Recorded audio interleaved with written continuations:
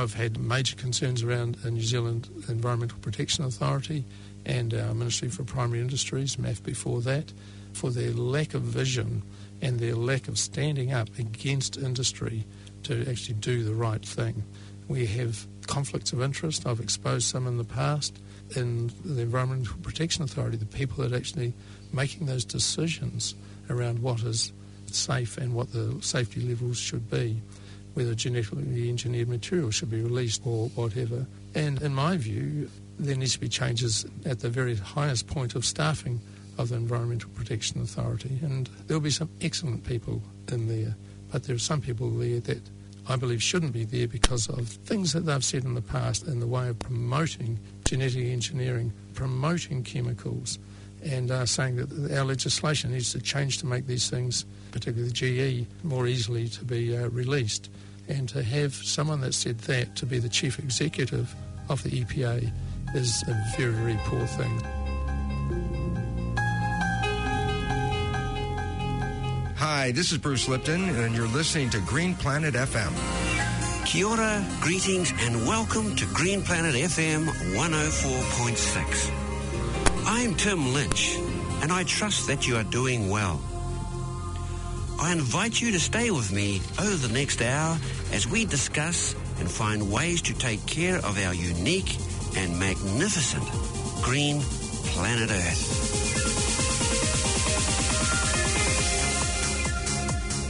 At present, New Zealand has a government comprised of 3 political parties, with Labour, New Zealand First and the Green Party, which is an interesting balance as it has social elements, conservative business awareness, as well as ecological elements, which, if dynamically balanced, may be able to serve the interest of a very divergent and holistic New Zealand community.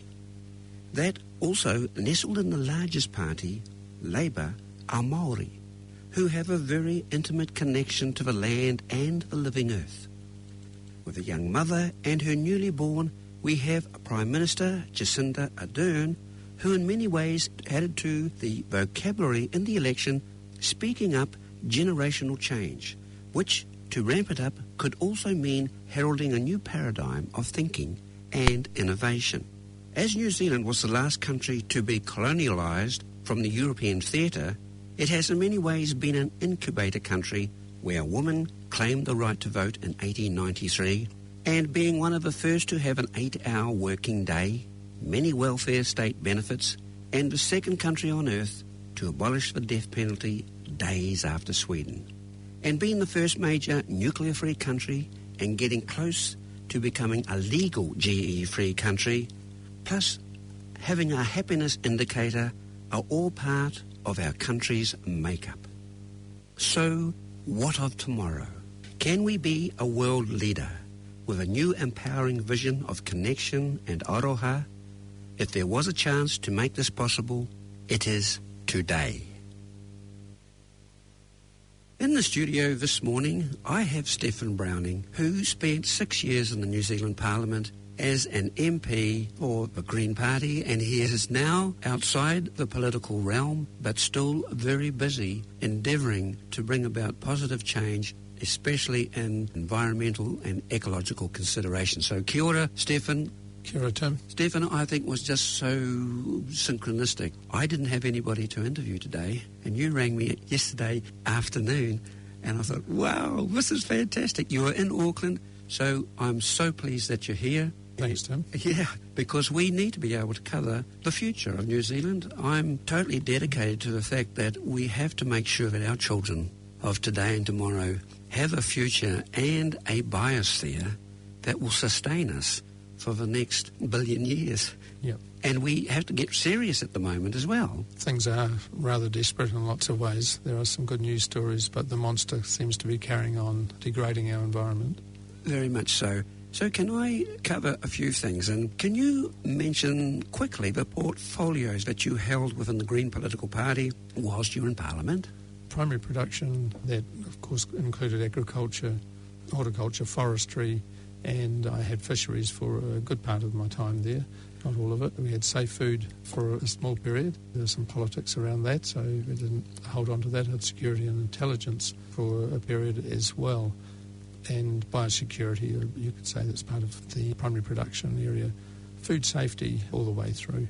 Well, it's imperative that we can make sure that we're putting the right food into our body, and I've heard for many years now that the organic sector has in many ways been supported by the rich mums over New Zealand who can afford to pay top dollar to make sure that their babies and their children get the highest quality food. Yes, and in terms of the portfolios, of course, organics had a separate portfolio there that I had all the way through, and genetic engineering as well. So, yes, sure, here that organic food is seen as unaffordable or too expensive is more the point. I would say there's a difficulty of being able to afford it by a number of people. We have to consider the true cost of production of food. We have to ensure that our producers, and particularly our small growers, of the finest quality, healthiest, highest nutrition food, they in fact can survive economically. And so it's about the true cost of production. If they cannot get to be able to feed their children and put a roof over their heads, there is something wrong. The issue is we are comparing organic food with what we call conventional food that is produced cheaply with the use of some very ugly chemicals and some very ugly fertilisers, for that matter, that degrade our rivers, but the chemicals acting on our health. And there are a considerable amount of chemicals in conventional food. Now, how do you compare that price? That's cheap food, made cheap because the cost of the externalities, the cost of those chemicals onto our health system and into our environment is not considered in that retail price. The organic food, the full cost is carried by the producer, and they must get a reasonable return. It can be cheaper, but it can't be a lot cheaper. Sometimes in peak season, and when I was a producer for 17 years, my product was no more expensive. I had high volume, but it was no more expensive than the conventional in the peak season. But overall, yes, it has to be a little bit more expensive because the rest is subsidised by the cheap chemicals. Yes, now this subsidisation of cheap chemicals, how does this come into being quickly? Yeah, it makes it easy for a producer to deal with pests. Go blitz it with some heavy chemical. Blanket. Yep. And even when they do integrated pest management and they use it occasionally, it is still a very easy fix. And that, even if it's an expensive chemical, the amount that is used and spread out, that is very dangerous for the people and in the food and for children. That is still a cheap option for dealing with that crop and ensuring that crop comes through to harvest. For the organic producer, got far less of those sort of tools to be able to use. Very good. Just quickly, what food item did you produce? I was growing capsicum, aubergine, beans, cucumber, chilies, tomatoes, basil were my primary ones. Yeah. Gosh, a good spectrum. Now, this just came into my mind. Insects. We are losing our insects. I know that 20 years ago in summer, I could drive 50 kilometres across a rural sector and have to clear my windscreen and a service station of all these squashed insects and bugs. Yes. Today, that's not the case at all. What do you think is the reason for this, Steffan? That significant reduction will be coming through two parts. One is the habitat for those insects is gone because we're bare earthing things. We're taking a lot of trees and shrubs and diversity out of the environment. But really then we have those chemicals, the neonicotinoids, the neonics we call them for short. We know kill the bees and damage the bees. They kill and damage a wide spectrum of other insects as well. And so do a number of other insects and fungicides for that matter, and a few other sides, herbicides as well, all have their effect on our insect life. And it's imperative that that's reversed. And it's great to see that in Europe, France is a great example actually of the pushback against these sorts of chemicals so that they can try and restore the ecological balance in their environments.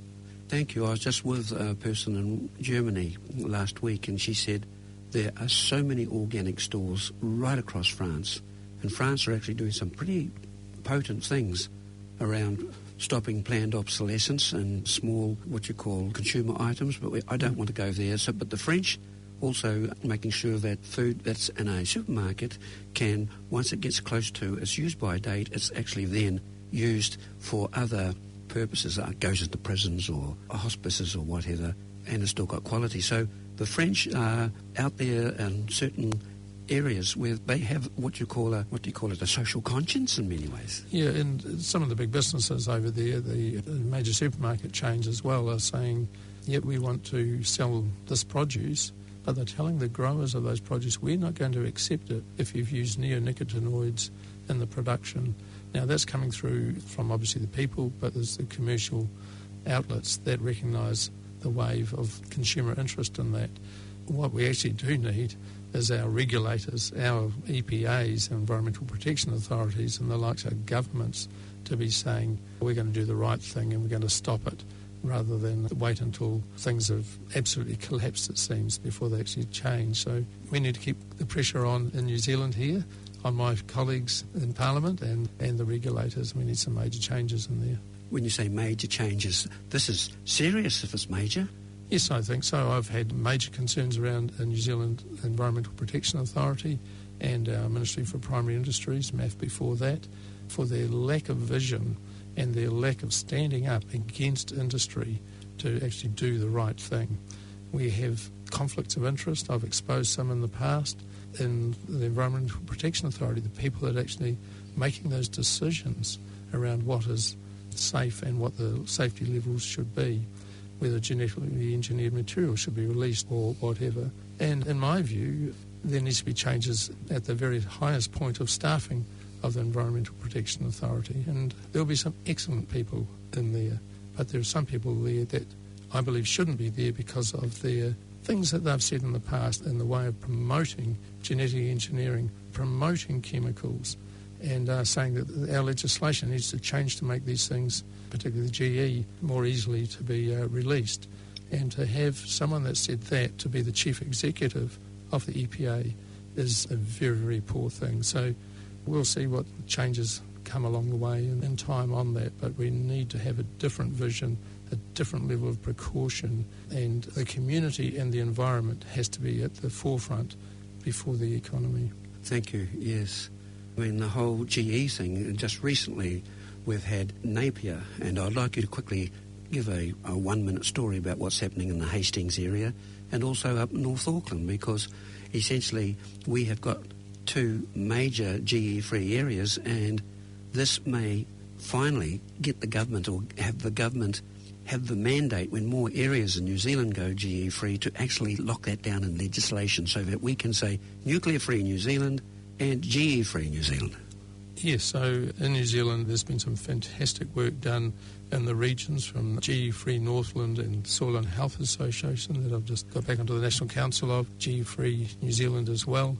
They've ended up right up into the High Court to ensure that the councils in those areas, and in the Hawke's Bay and Bay of Plenty to some degree too, I was involved with that one, get precaution and rules set so that those councils can make decisions around not having genetic engineering released into their environments. And that includes those new forms of GE like gene editing, CRISPR and all yes. that been so much PR to be pushing them as safe and all of that. And the science is showing that actually they have their unexpected outcomes too. And it's so good to see that the European Union has just come out and said, no, they have to be treated just like any genetic engineering.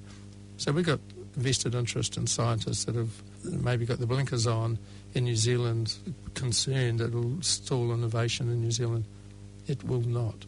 They can still use those tools in the laboratories to discover new aspects of plants and animals, for that matter, that can be used in a non-GE setting and use that knowledge that they might gain. But to actually put that into a product or plant or animal into the environment, it would be totally reckless. And there's other improvements in the plant production that can be made, but we do not need to release those products into our environment. The precautionary principle has to be adhered to.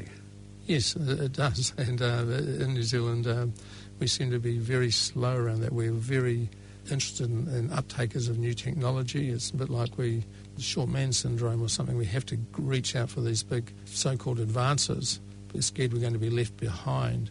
New Zealand has an opportunity of doing what people really think New Zealand is. It's the clean, green, 100% pure direction. Our consumers overseas, and we're an exporting country, they expect that of us. They expect it pure as possible country. There's nothing to stop us still going for that. The use of these technologies, fine in understanding something, but our consumers expect pesticide-free, GE-free production and leaving our rivers in a pristine state.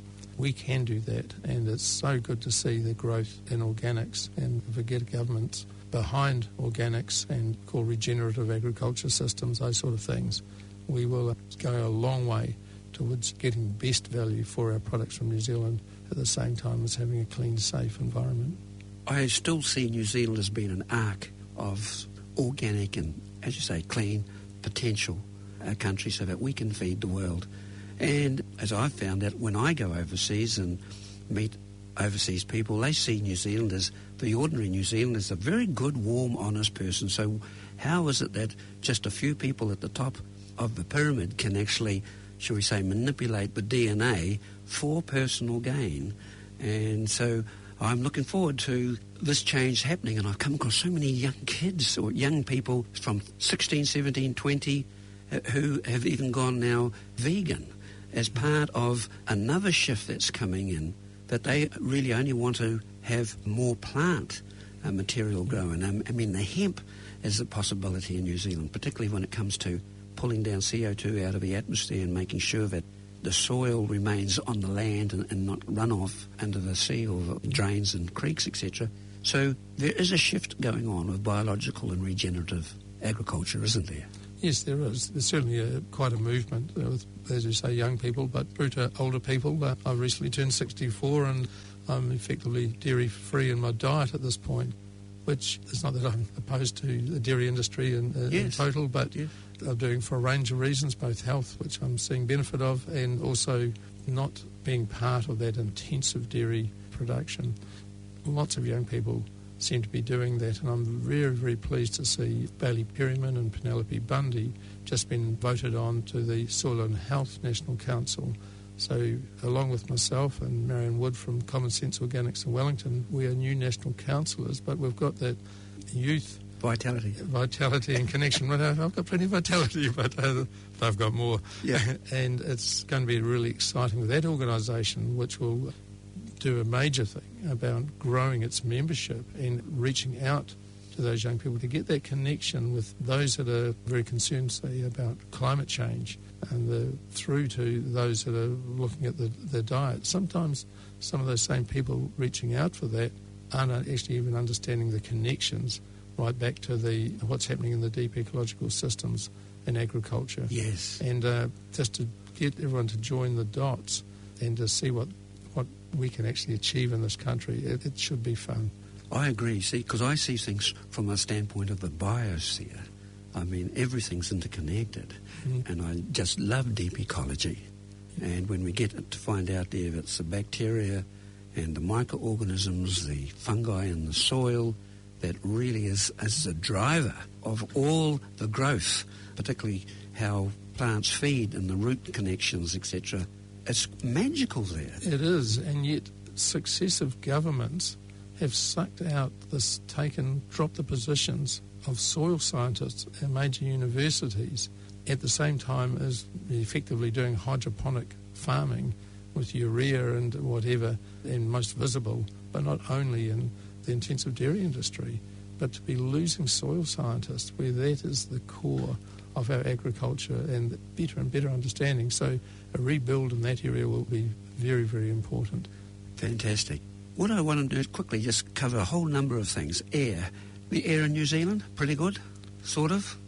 It depends where you are. Okay, I'm in Marlborough. We've got a massive amount of viticulture. I don't actually like that I'm living in Blenheim sometimes because I know there will be a major amount of chemical drift, and we have far too many people with cancers and different degenerative diseases. Thank you.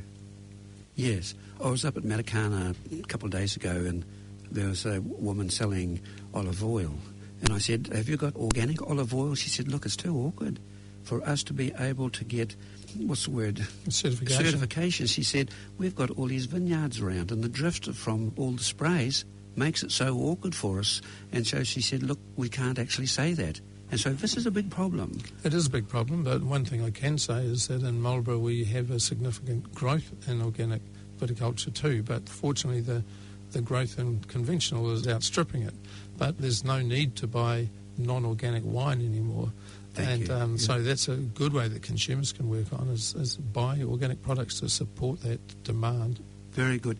And the particulates coming out of exhausts, I mean, the Japanese have done quite well in making sure that there's catalytic converters and etc. on vehicles. The electric car is going to make a little difference, I presume, too. So you feel that in general, but we also have respiratory problems, don't we?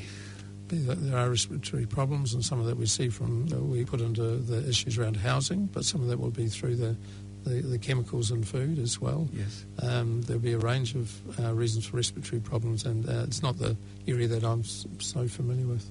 Very good. Now we'll quickly go on to water, because the Greens actually did a good program about, 6 or 7, 8 years ago, where they picked out all the rivers, and I actually put our own little stream that went through our place, Rapu, at Te Poi and Maramara under the Kaimai Ranges. And whereas a kid, I used to swim and drink at the same time. It was the most lovely feeling, and I could look down and I'd put a mask on and I could see trout, and the stones were yellow, brown and white and beautiful. Now, if I go down there now, I won't put my head under the water because of the fact that intensive deerification and a lot of fertilisers runoff off the land. So our water. Yeah, our water's been well exposed as being as filthy as it is. Another thing, that's the both microbials with the E. colis and the likes, the nitrogens, and that affect the ecology. And we also have the third world forestry practices that are bringing loads of sediments down into our rivers and into our estuaries and affecting our fisheries as well. So we've got major problems with water. It's so fantastic that it's been politicised, publicised, yes. And I'm very, very proud of the Green Party for being a big part of that. But it's not only, there's plenty of NGOs as well. And so there is that increased pressure to clean up and tidy up our rivers. And there's so many good examples of people. Raglan was a great story. Yes. But other areas increasingly where the community is just not accepting it or getting involved in restoration. I think the farming community that has been the drainers and the major part of polluters, they need better education on how they may restore it, but they have to take a strong responsibility themselves in restoring it too, rather than putting the hand out that they so often will criticise others for. And now they're reaching out and thinking that they should be supported fully to clean up their act. Well, I think there's a high level should be expected of those, the perpetrators themselves, to do the clean-up. Yeah, very good. Greg Hart, are you familiar with Greg? Yes. He's doing some wonderful work in restoring all the his around his lake, etc. And so there are people out there which it's so good to see living examples, because his farm is basically an organic farm, pretty close to that, working towards that. And so, yes, our lakes and the nitrates and that sort of thing, gosh, what a... there's a joy, it's a joy to be on some of those properties. Oh, yes, yes, that's right. Yeah, well, he wakes up in the morning and he knows that what he's doing is good for the world, because he's not going out. Well, some people have to go and spray everything, and every farmer who wakes up in the morning thinks, God, I'm producing food and I'm spraying it with poisons and God knows what else. They've lost their spark. It's a soulless industry for them, whereas the people there who are wanting to restore and regenerate the land and have all these different animals like Greg does, it makes the whole difference. He gets up with joy. That's right. And as much as I'm tough on farmers, and hey, I was a glasshouse vegetable producer, so I understand the pressure they're under in terms of making ends meet and getting there, but there is responsibility there to clean up, but there also needs to be strong educational tools there need to be people there available to pass on the knowledge. Yes. Yeah, to help them transition back. And I say back because it wasn't always like this, back into more sustainable systems. And the government's got a major role in that, and they should be having organic advisory and generative agriculture type systems in place. So there needs to be changes in MPI so that there's people that are actually not set conscious in the old system. People. Yes, conscious people that actually know what's needed and actually can help make it happen from a policy direction onwards. Very good. Well, when it comes to water, the Whanganui River, when the government about 2 years ago passed legislation so that the Whanganui River was classified as an entity, it thrilled me. It totally filled me up, realising that the catchment area is over 7,000 square kilometres. That's a huge area, and Māori were just overjoyed because it was a New Zealand first. It was nearly pushing the world first too, because science is leading us, Steffan, to the fact that our planet is essentially a superorganism.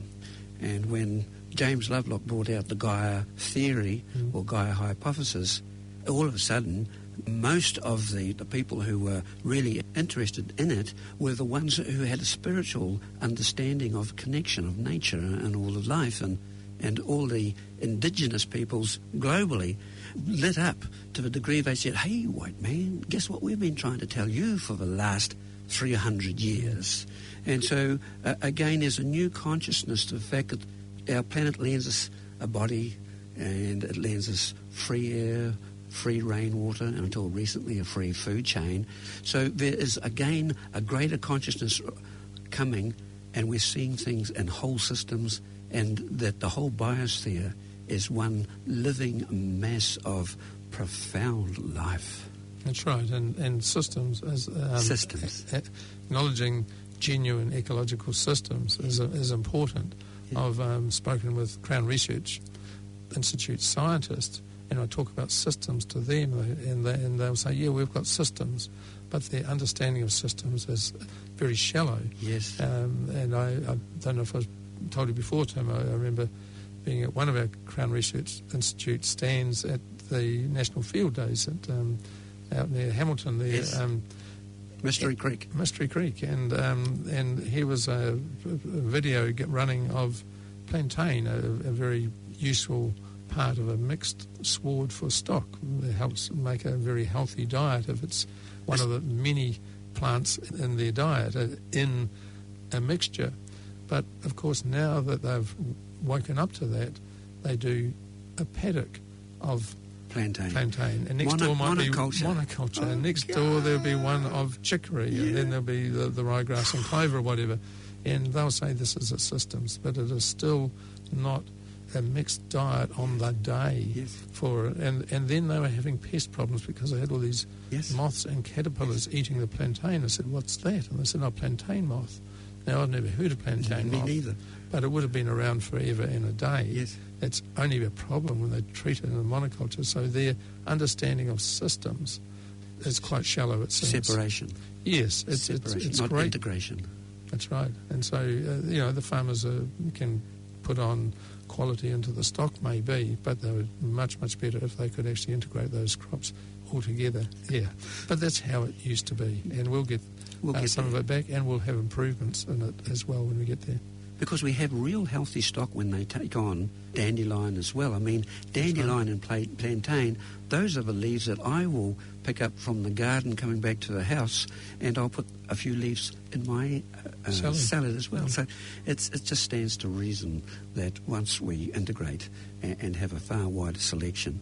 Okay, it's profound really how we're having to relearn and realise the great disconnection we've had, and now we have to come forward.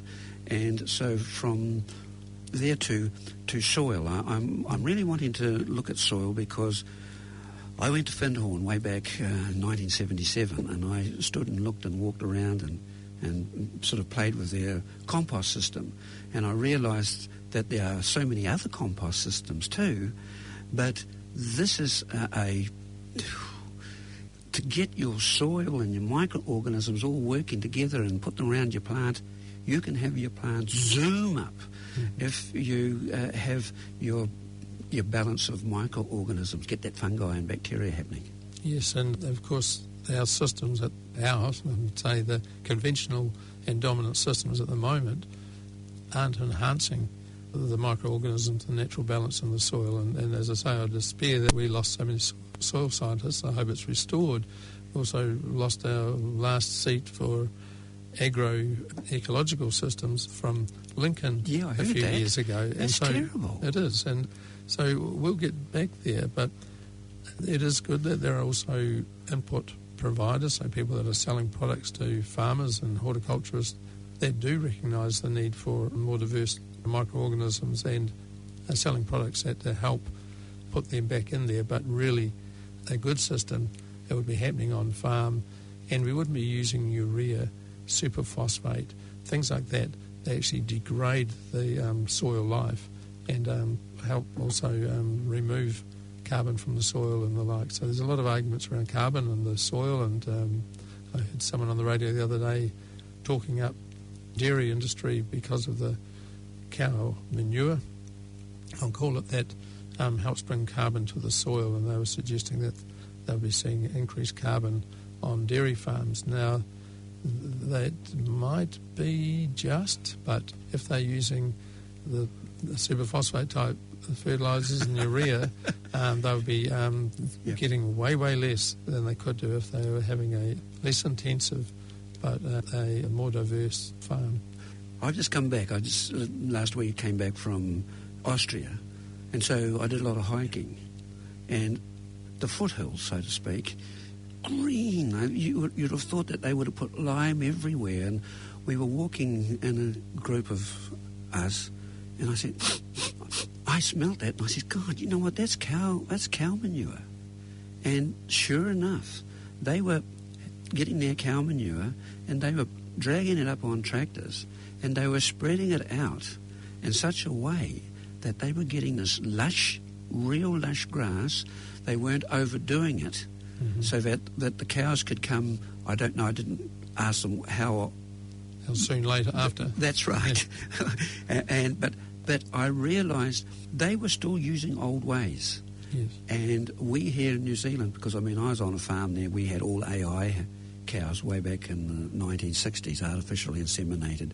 We're one of the first herds in the world that was artificially inseminated. And then Dad found himself in a scientific revolution, which he didn't actually like. He said, it's getting too scientific. But getting back to Austria, they know certain ways that have produced very well for them. And I looked at all the creeks. I got photographs of all the creeks, and the water is clean, and there's no green algae on any stones or any rocks.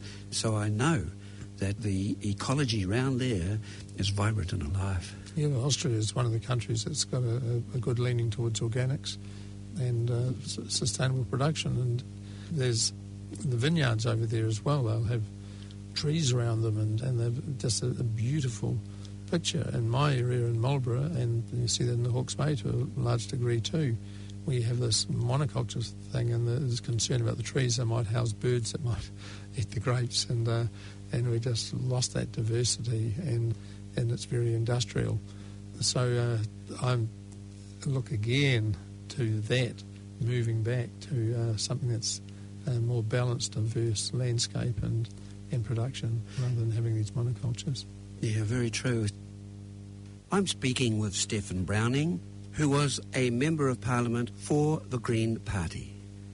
Where I'm up north, you've been to my place, Steffan, and there's about 31 different birds, lots of seabirds in that area, and I know at least about 28 of them by sound, and my ears pick them up all the time.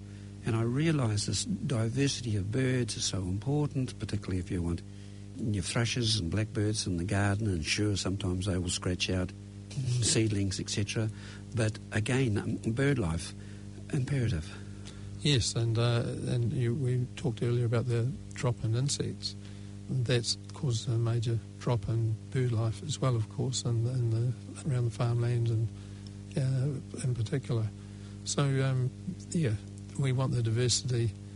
We realised that there was some damage from birds, there's damage from insects sometimes too, but if you get the balance reasonably right, there's something for them and there's lots for us. I remember reading a bit when Captain Cook first came to New Zealand. He came, I think, to Queen Charlotte Sound. Yep. And in the book it said there that they tied a rope up to a tree for the stern of the boat, and they threw their anchor out in the front, and the boat just sat there for that night, and the watchman was watching, and he said all the rats were running along the rope from the stern up into a tree. And when they woke up the next morning, they were overwhelmed with the cacophony of sound of this gigantic dawn chorus that resounded right around the whole sound. It was the most magnificent chorus of existence. Yeah. But the rats were there. That's the rats right. had escaped, and we, in many ways, have brought so much devastation to New Zealand, which means I want to get round to biosecurity. Yes, so biosecurity was one of my subject areas, but I'm also just, it was only this last week, I think, had a public meeting with Eugenie Sage talking about Predatorfree New Zealand, and that was hosted by Picton Dawn Chorus. So just down the sound from where Captain Cook was, there's a fantastic, no toxins, purely trapping thing going on around Picton to bring the birds back into Picton, and they're just going to keep on moving out, and they're dedicated to doing it without toxins.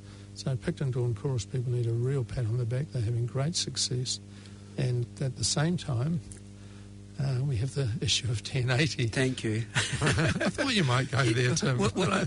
You brought it up, fortunately, but this is it, because on greenplanetfm.com, if you go in, there's Bob Tate and Dennis Trussell have done an interview, and it was only about, 3 months ago. And in it, there's a piece, there's a 4-minute video, and it tells of a scientist called Dr. Mike Meads was going to present some findings to the Royal New Zealand Society because he found that 1080 was killing up to 50% of the insects. But 10 days before he was going to do his presentation, Doc fired him and closed down the whole story, and Dr. Mike Meads died.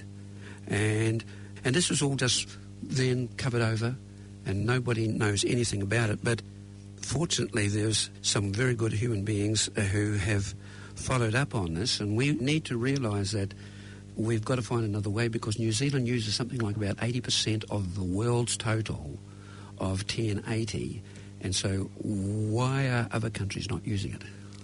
Other countries aren't using it for a range of reasons. A lot of them will have indigenous mammals, and so because it's such a good mammalian killer, they don't want to kill their native animals. So that if they're using 1080, it has to be incredibly carefully so that they don't do it. Here, when it's used, there's clearly, how would I say, there's a bycatch apart from the intended primary targets, might be possums and or rats. There's a lot of people will be just as happy to see the goats, the deer and the pigs killed at the same time, and cats and ferrets and stoats and everything, because they're all imported and they're all causing carnage to our biodiversity in some way. I had great difficulty in the sounds when trying to work out, do I support or object to 1080 being used in my backyard, effectively out there in the outer Pelorus Sound. In the bush, we had goats, possums, pigs, deer browsing, and so the potential replacement for the canopy wasn't coming up. It was being browsed down. There's just a few unpalatable ferns and a few other trees occasionally getting through. And then, of course, the pigs were coming along and rooting it up because they could very easily, and this was like a rotary hoe was there. This was quite steep country, and of course a lot of that was getting washed down as well and into the sounds and smothering fisheries habitats and spawning areas. So there's a big ecological problem there. How do you deal with it? Do you do 1080 that will kill a lot of those mammals? And there's an argument for it potentially, but there's a couple of real problems with it. One is, from an animal welfare thing, you wouldn't allow a farmer to do that. He'd be in court, he'd be not allowed to be looking after animals or anything like that. It's a very, very cruel death. The other thing is the real effect on that wider ecology that you allude to, Tim, around the insects, I don't believe is understood. There has been some basic science done in New Zealand to do with what would affect cultural animals or plants, watercress for the boil up, kura, the freshwater crayfish, and it was found that eels to a degree. Now, the scientists said, well, hey, there's no big death rate on those animals. So, at the moment? Yes, and that is it. They call it the LD50, how many die at a certain dosage, and 50% of the population keep dosing them up or whatever. Kura will focus on that. The freshwater crayfish doesn't really die easily with 1080. But one thing they didn't do is check on multi-generational reproductive success. Thank you. The endocrine disruption or whatever. And I might have said it before to you, Tim, the blue-tongued lizard in Australia, where it is used sometimes to kill imported foxes very carefully, whatever, but they tested the blue-tongued lizard and it affects its sperm tubes. Yes. I haven't seen the science to know whether that's just scarred it or whether it's made it infertile or whatever, but with the kura, there was no look at secondary poisoning issues, or secondary would be going into another animal, whatever, that might feed on the kura, but more what is its reproductive success? Was there organ damage? Was there endocrine damage, so in the hormonal system? And there's likely to be some, as we know with most pesticides. Yes. That has not been studied, and the scientists that did that kura study said there just wasn't the resources. He said, of course I would like to do that study. That's Dr. Alistair Siren from NIWA. But he was also saying that water that they tested on my behalf, because I was opposing the drops and was able to decide where the water test should happen. Yes. And there's more than 50% found to have 1080 at very low levels in there, and at different times I could predict there would be higher levels. Yet he was suggesting that it was safe. There's no safety because the science hasn't been done to genuinely prove the safety, because we're just not putting the resources in for the deeper ecological science around it. I'm really hoping, as we move on, and they are improving how they do the drops, unfortunately they're doing broader areas while they're doing it as well, that there won't be the insect damage because they're doing smaller swathes of the drops when they do it. But I'm hoping, like Hang, that we do not have real serious long-term ecological problems out of it.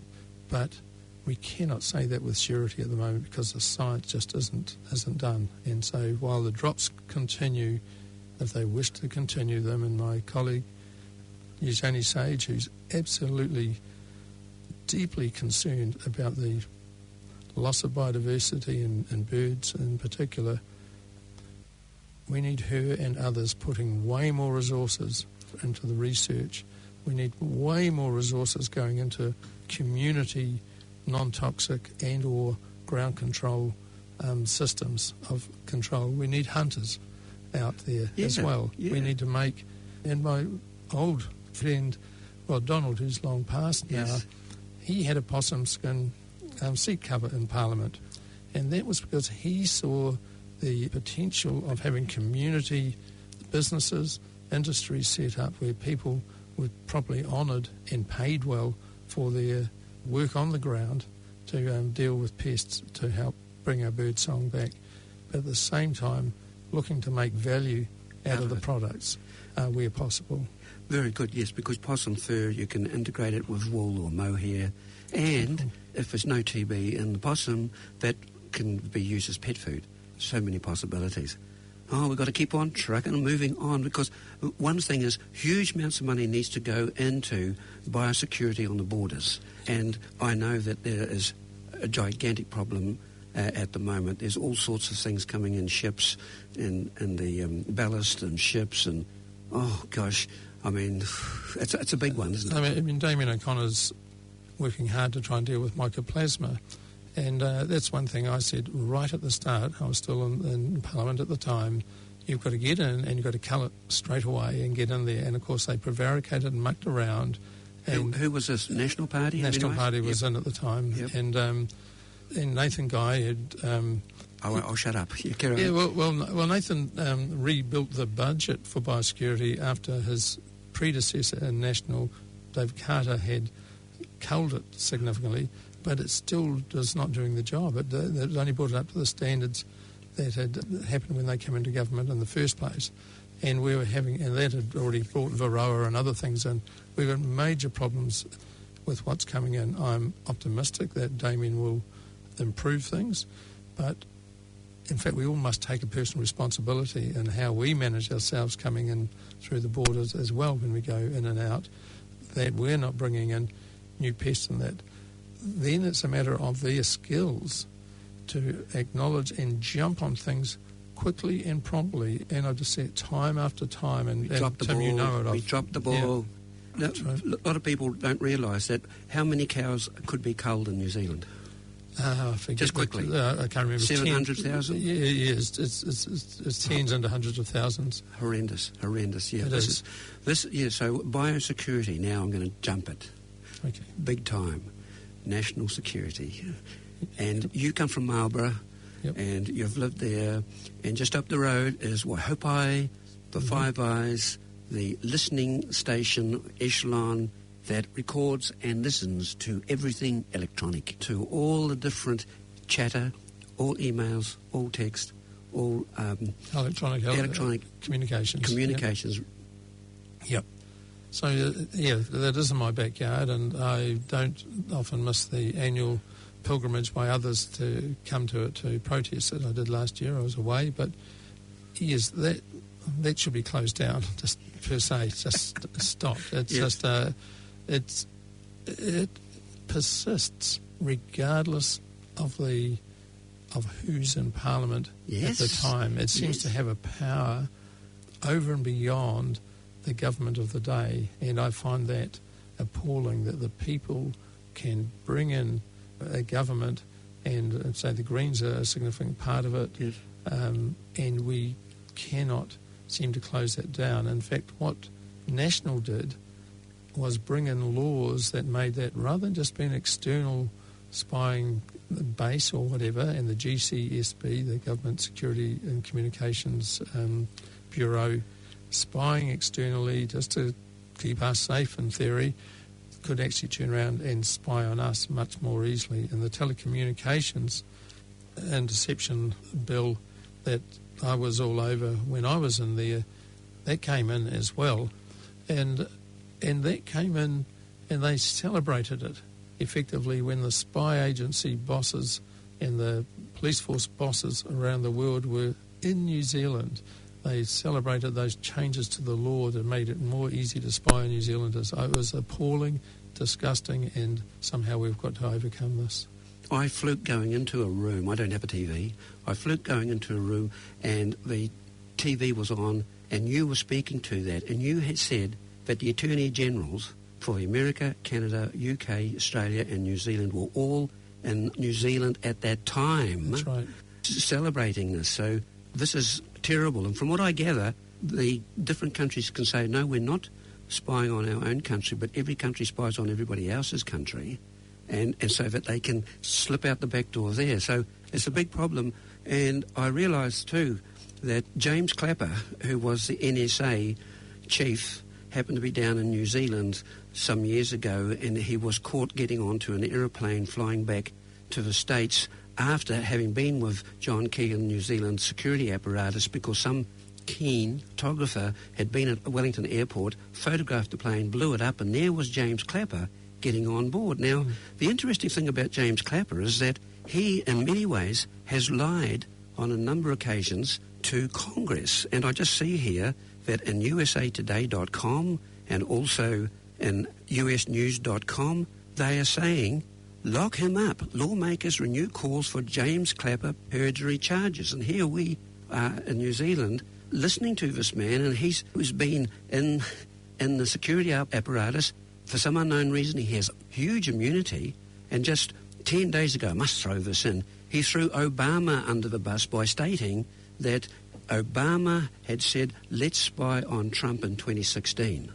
And so what's happening is, when it comes to international security and our agreements with Uncle Sam, there is so many crooked deals going on, and I just am horrified that this is happening. Can you give us 30 seconds on this? Oh, well, New Zealand, we've seen plenty of lies, including from Prime Ministers of the day, around security and everything, and when that bill was going through, and John Key in particular I'm thinking of, and I'm just, more and more will come out on that man and others, but at the same time we're still, and I'll expose it, and they'll say, oh yeah, but he's not there now, but the beast is still there, that dreadful spying apparatus.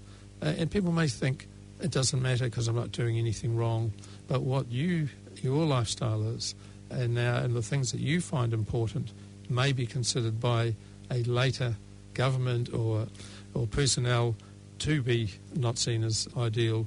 There'll be some vested interest concerned with your interests, and you may well be the target more than you realise. So we're certainly being very surveilled. The last thing we need is our communications being shared with the US, for example, for every last thing being put into storage about you that can be pulled up later. Thank you for that. Yeah, surveilled. Now, I mean, it means I want to take it up to the next level. And we get round to the fact that I flew as crew for Air New Zealand from 1976 to 1993. And I was up there on the flight deck looking at life, and even though I could see what was happening, I saw oil slicks over the Pacific Ocean, I saw soot over the ice in the Greenland, I saw clay areas in Malaysia where there were once trees, and the tropical rains had even washed the stumps away out to sea or over the so-called spawning grounds around Malaysia. And we used to, in those days, in 1976, used to fly through the atmospheric debris of Los Angeles Airport. It was just shocking in those days, and they've done a very good job at cleaning it up. However, what it is that I never ever saw these things called contrails, chemtrails, or whatever you want to call it. Vapour trails? Vapour trails, okay, thank you. And I didn't see anything other than the fact that a vapour trail would only last maybe 20 to 50 seconds, and that's it. Now, I've been up in the States recently, and I photographed a whole lot of trails in the sky sitting there, and I also have just come back from Austria and Germany, and sure enough, I photographed a lot. I'm willing to share these photographs with anybody. A lot of people, from what I hear, have approached you about these, and they say that there's supposedly to deflect sunlight back into space, and that a lot of these nanoparticles are made of barium, aluminium and strontium. You've heard stories too. I certainly have, and you're absolutely right, Tim. I've had a lot of people push a lot of material at me. Some I've read and some I haven't, because I had so much on my plate. Yes. And I could never do enough on those issues. And will push on still on those, particularly those other issues. I also believe that some of what they're saying is probably not correct, but I cannot rule out some of it being correct. In New Zealand, in particular. Well, maybe. When I was a child, and I'm 64 now, I remember the efforts to cloud seed clouds because of the major drought in Marlborough at the time to try and get it to rain. It wasn't successful. I've got no doubt that there is experimentation. In fact, I know Malta took the UK to court over chemtrails over Malta because they thought it was affecting their agriculture because it was blocking the sun so much with crisscrossing there. And I think there was some level of success around that. So, of course, we know that agencies or even companies will be experimenting with these things, at least experimenting, to see whether they can have effect to reduce the effects of climate change. I think they're idiots if they are doing that, the same as the people that are trying to seed plankton growth in the sea to absorb carbon. They don't know what they're doing in terms of the ecological web. Consequences. And yes, the danger is immense. So when I see, and I've taken loads of photographs too, Tim, I do listen and I take my own observations. Is that a pure vapour trail or a condensation trail, which is water effectively turning into cloud out of the water from the exhaust of the plane? Most likely that's what it is. it's interesting how they last and they spread, and I've seen my total Marlborough skyscape, I suppose, with a light, we call it fine high cloud. Yes. But I've also watched the vapour trails actually spread bit by bit to form that. Now, is that just like normal cloud formation? And maybe it is, because it tends to happen under certain atmospheric conditions rather than others. So I've got no proof at all that there's anything more than water vapour forming that. There might be. I know there's idiots out there that will be playing with those sorts of things, as certainly in other parts of the world. For it to be every vapour trail that we go across, that goes across our sky, I seriously doubt it. But my ears and eyes are still open to some degree on that, and I just think we need to be watching and trying to collate information, and also putting the pressure on to say, if you're even thinking about it, agencies or states, don't. Yes, it's very interesting, because I'm at the beach and I've photographed some very long trails, and it was just that I checked chemtrailsnorthnz.wordpress.com, and there was some stuff there that I thought, gee.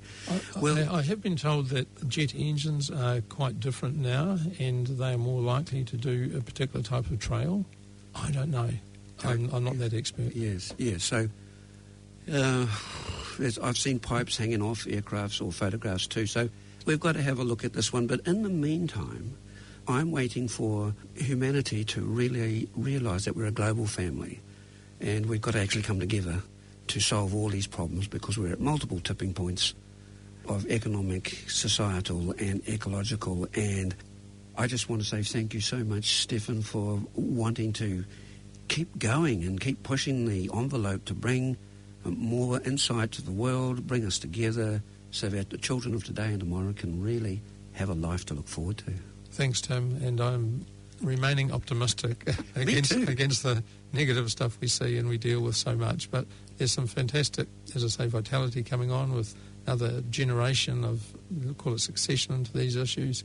And just look at those fantastic change around plastic that actually came in my lifetime, but has been shown to be bad and has serious consequences. It's being shut down reasonably quickly, but the speed of current change, it gives you hope that these other issues can change very quickly as well. And if we can get that sort of change and get away from more consumer stuff, we will take away some of the root causes. So thanks, Tim.